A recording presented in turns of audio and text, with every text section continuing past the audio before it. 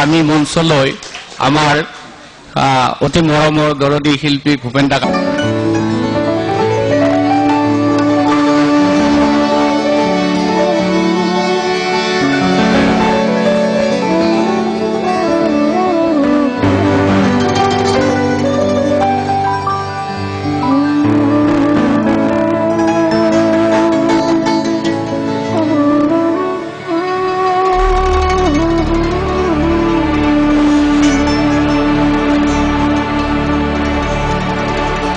যেতিয়া জয়মতীক শাস্তি দিবলৈ গাঁঠি হাজৰিকাই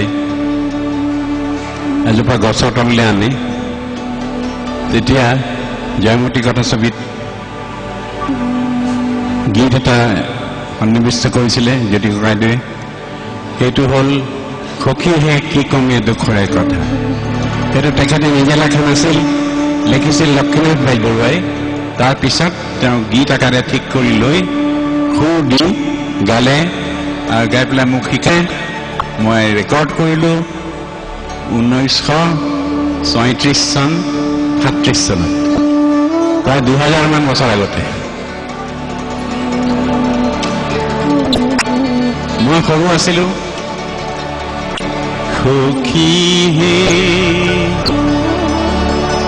কি কমে দুখৰে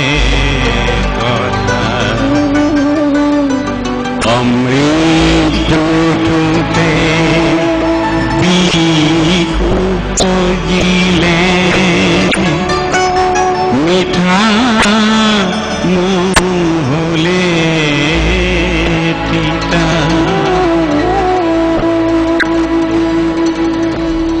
মালতীৰ চাকি খোপাতে পিন্ধিলো তাৰো গোলে পাহি খুৰি মালতীৰ চাকি খোপাতে পিন্ধিলো তাৰো গোলে পাহি খুৰি সোণৰে সজাতে প্ৰকৃতি ৰাখিলো সিও গুচি গলে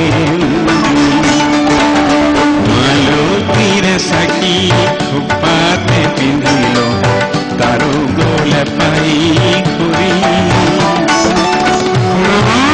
সজাতে প্ৰকৃতি ৰাখিলো গুচি গলে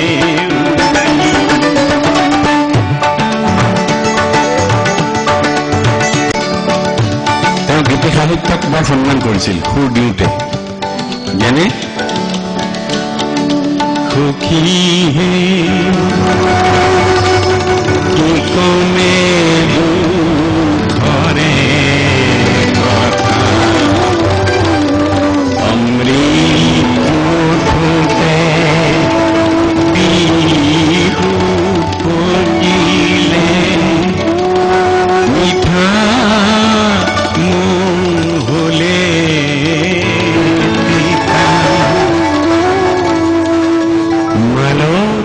চাকি খোপাতে পিন্ধিলো তাৰো গোলে পাহি খুৰি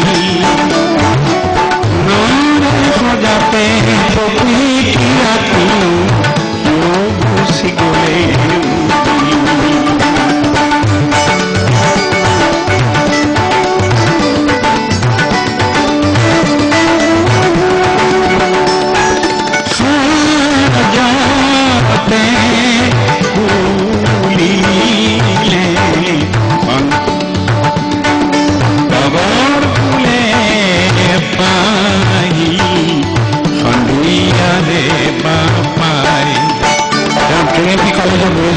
মিউজিক পঢ়িছিল কিন্তু সাজতে শুনিয়ে তমৰ ফুল এপাহি সন্ধিয়াৰে বা পায় যদি অলপ চঞ্চল্য সৃষ্টি কৰিব লাগে তেতিয়া তেওঁ ৱেষ্টাৰ্ণ তেওঁ পিয়ানো শিকিছিল তেওঁ ৱেষ্টাৰ্ণ ফিংগাৰিংখিনিও ইয়াতে আহি গৈছিল চাব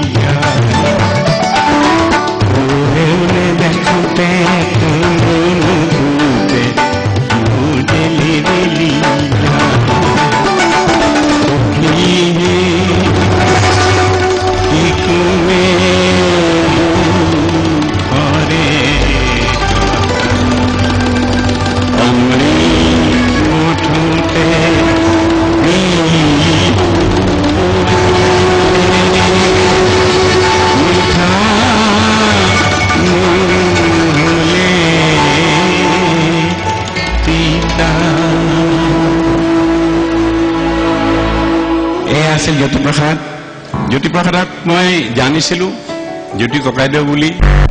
মোৰ তেতিয়া 1936 চনত দেউতা ইয়াৰ পৰা বদলি হৈ গৈছে। কটন কলেজিয়েট হাইস্কুলত মাষ্টৰ আছিলে দেউতা। তাৰপিছত ধুবুৰীলৈ গ'ল, ধুবুৰীৰ পৰা আহি তেজপুৰলৈ চাব ডেপুটি কালেক্টৰ হৈ গ'ল। আমি মাটিৰ হাকিমৰ ল'ৰা আছিলোঁ। মাটিৰ হাকিম মানে দিছি নহয় জানো?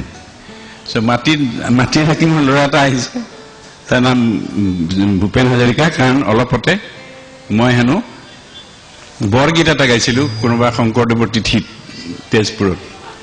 সেইটো কথা তেওঁ শুনা নাছিলে। পিছত জ্যোতিপ্ৰসাদ আগৰৱালাদেউ, বিষ্ণুপ্ৰসাদ ৰাভাদেউ আৰু ফণী শৰ্মাদেউ আহিলে আমাৰ ঘৰলৈ। মই ভিতৰ সোমালোগৈ ভয়তে, যে কি বা হয়। মই ক্লাছ 6ত পঢ়ো। তেজপুৰ পাইছোগৈ। খালি ভাষাবিলাকো মোৰ বেয়া আছিলে, ভৰলমুখীয়া আছিলে। আবে এদিকে যা না, এদিকে যা, সেদিকে যা।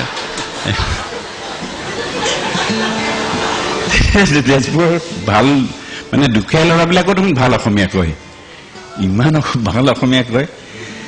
যি হওক, ভাষাই চাষাই চাৰিওফালৰ পৰা তেজপুৰে মোক সৰু ল'ৰাটোক অলপ মন চঞ্চল কৰিছে।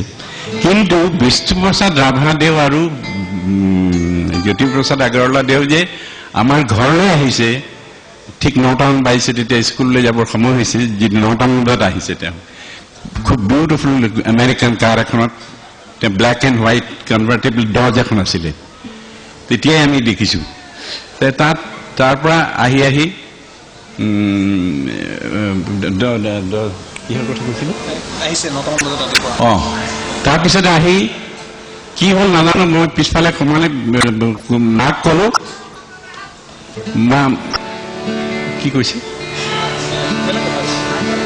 মাক কৈছে যে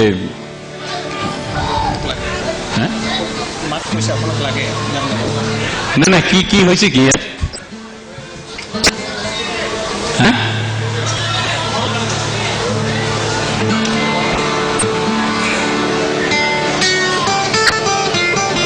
জ্যোতিপ্ৰসাদ তেখেতে যেতিয়া ক'লে যে মোক লৈ যাব কলিকতালৈ, তাত চেনলা মিউজিকেল প্ৰডাকশ্যন জয়মতীখন ৰেকৰ্ড হ'ব আৰু কেইটামান পালা হ'ব।